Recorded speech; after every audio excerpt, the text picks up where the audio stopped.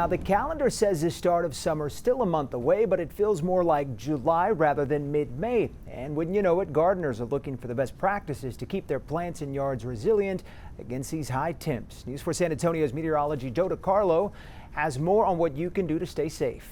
We're in late May and we're already seeing those temperatures approaching 100 in the weeks ahead and water restrictions across our area. Here are 4 questions that gardeners are asking the experts to prepare for the summer heat. How much should I water?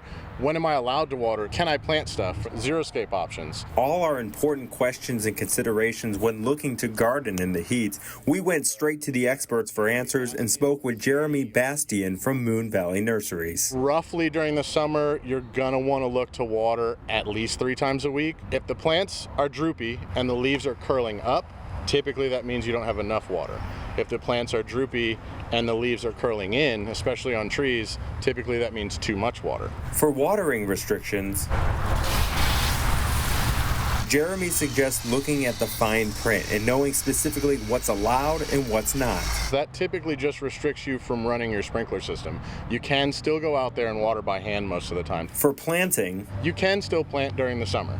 Just the important thing to note is what you're going to be planting and where you're going to be planting it. When you plant those things in the summer, you just have to understand you're going to be watering a little bit more frequently just to get those guys established in the ground. And since the summer months are typically dry, everybody's seeing browning of the grass. You know, some people are tired of mowing. Another good option for Central Texas and for San Antonio in general is doing those xeriscape options, planting things that are a little bit more water-wise. If all else fails, take Jeff's advice. When my wife tells me it's time to dig a hole, then I'll dig the hole. Reporting in San Antonio, meteorologist Joe DiCarlo, News 4 San Antonio.